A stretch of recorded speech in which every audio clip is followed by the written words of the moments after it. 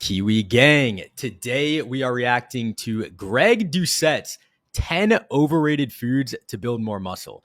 Now, if you've ever seen this guy's content, he kind of has this fixation on calories and macros, and he has a tendency to kind of overlook the more important aspects of nutrition, such as micronutrients. So I'm very excited to see what he's got here. Let's check it out. Coach Greg, in today's video, I'm going over the top 10 foods that you need to avoid in order to build muscle. Nice little intro.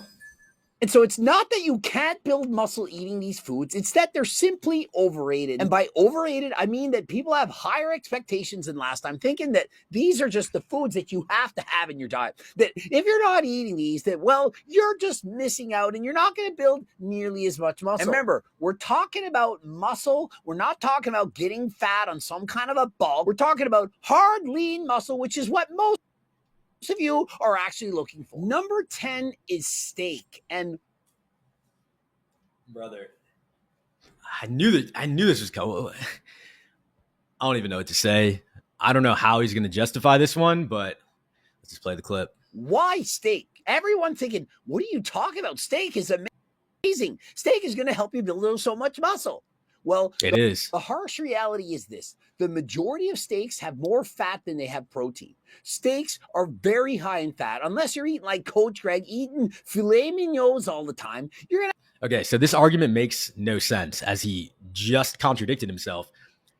One of the amazing things about steak is that the macros are essentially customizable. A cow is a big animal with a lot of different cuts. So you have your fattier cuts, like ribeyes, are going to have more fat, less protein, higher overall calories.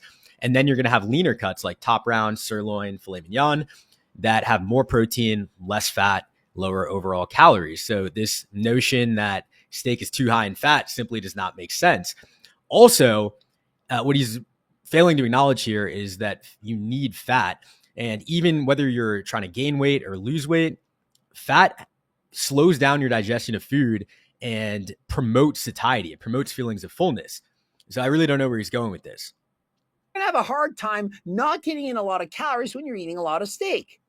And remember, I'm talking about building muscle, not putting on a bunch of fat. And so if you are choosing steak, choose leaner cuts of steak. Oftentimes, why does he keep specifying that he's talking about building muscle and not putting on a bunch of fat? Nobody's trying to put on a bunch of fat. Steaks can be well over 200 calories per 100 gram serving. That is a lot. It's just over 3 ounces. And so what would be a better alternative? Well, for example, if you're having fish, for example, salmon, the fat that's in salmon is actually healthier than the fat that's in steak. And so why would you choose? Okay, so yes, salmon has incredibly healthy fats. It has omega-3s, but that doesn't mean that you shouldn't eat steak. I think what he doesn't see is that second layer to this of micronutrients. Salmon has certain benefits over steak. Steak doesn't have anywhere near as much omega-3s as salmon, but at the same time, salmon is not going to give you the zinc or iron that you're going to get from steak, which are two incredibly important nutrients, especially when it comes to building muscle. So suggesting that you should just have salmon in lieu of steak is quite ridiculous. In general, you should be getting a diversified fatty acid intake. You should be getting fish, meat, plants, all sorts of different stuff. To eat steak when you could have a better alternative, and that being salmon. And if you're not trying to get a lot of calories, well, why not have chicken? Chicken's not only going to be cheaper, it's also going to be lower in calories. And as a ratio of calories to protein, it's going to be much higher in protein. And so clearly chicken, a better choice over steak. Unless, of course, you're...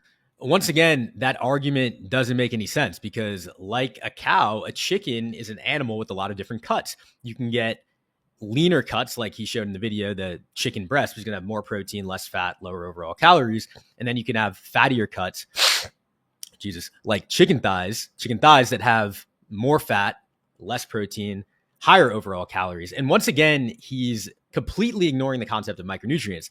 These leaner cuts that he's hyping up, they're not going to give you zinc, iron, B12, whereas steaks, fattier cuts of chicken even are going to give you those nutrients. So it's not as black and white as he's making that to be. You're bulking, or if you're rich and you don't care about the...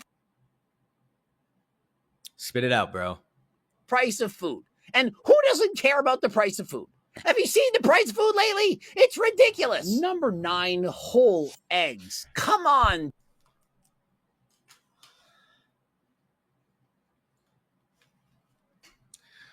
Brother, I don't know what I don't know if this dude's clip farming, if he's rage baiting, if he's just, this is nuts. Eggs are arguably the best food for building muscle. I don't know what this dude's about to say to try to say otherwise, but let's just play the clip. People, you know that there's protein in the white, right? An average size egg has 4 grams of protein and only 16 calories. An average size egg, 75 calories, and perhaps 6 or 7 grams of protein. The way he looks at food just based on calories is so problematic. Like, calories are just a unit of measurement of how much food you're eating.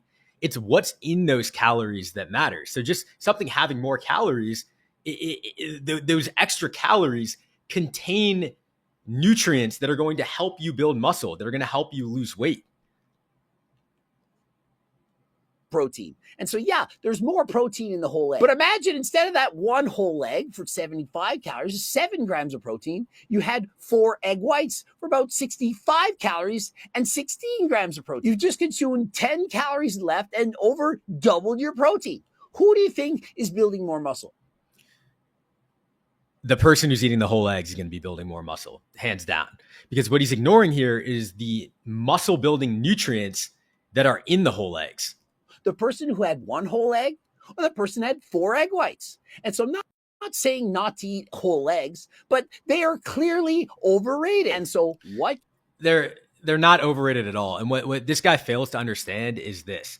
Whole eggs give you significant amounts of B2, B5, B12, choline, biotin, vitamin A, vitamin D, vitamin E, iron, phosphorus, selenium. That's 11 different nutrients. They give you healthy fats and they give you extremely bioavailable protein.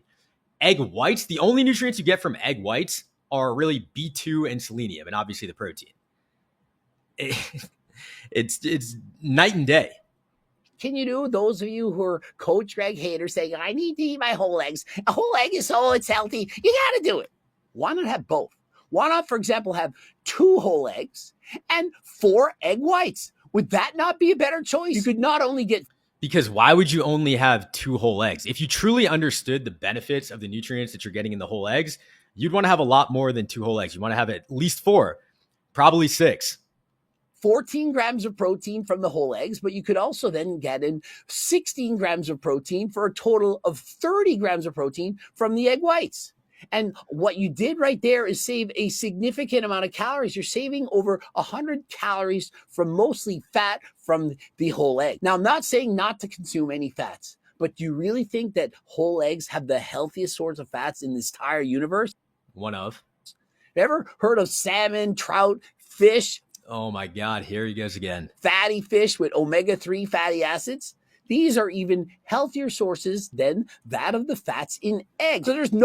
Once again, this dude seems to think that omega-3s are the only healthy fatty acid that exists. First of all, you can't get all of your fat from fish. That's not a healthy diet. Like I said earlier, you want to get a diversified fatty acid intake. And also, what he's failing to acknowledge here is the dominant fat in eggs is a monounsaturated omega-9 fat called oleic acid. And if you follow my content, if you watch my videos, you know that's an incredibly powerful fatty acid that has a number of benefits for brain health, skin health, heart health. It's a very healthy fat. No magic secret to whole eggs. It's not going to suddenly boost your testosterone by 50%. The cholesterol in whole eggs is not something that you need to have 100 of in order to be healthy. And so I'm not saying not to eat whole eggs ever. I'm saying don't go crazy on it. It's all about moderation. I completely disagree. I think that we as a society don't eat enough eggs. Like, you go out to eat and it's like, oh, do you want a 1 egg omelet or a 2 egg omelet? Or like, I go to somebody's house, like, how many eggs do you want? And like, I can't say 6 because that would be crazy by societal standards. Like, there's 6 eggs. That's only people. When I say I have 6 eggs, people are like, that's so many. Wow. How do you eat all that? Dude, it's like a little over 400 calories. It's really not that much food. It's not that much caloric volume, and you're getting so many nutrients. And just in general, I think this whole entire anti-fat attitude is extremely problematic, because whether you're trying to gain weight or lose weight, you need fat. If you're trying to lose weight and you're not eating fat, you're going to feel really bad. Your hormones are going to be messed up. Your brain's not going to function well. We want fat. We like fat. Let's see. Honestly, at this point, I've heard enough. Make sure to hit that subscribe button. Thanks for joining me, guys. See you soon.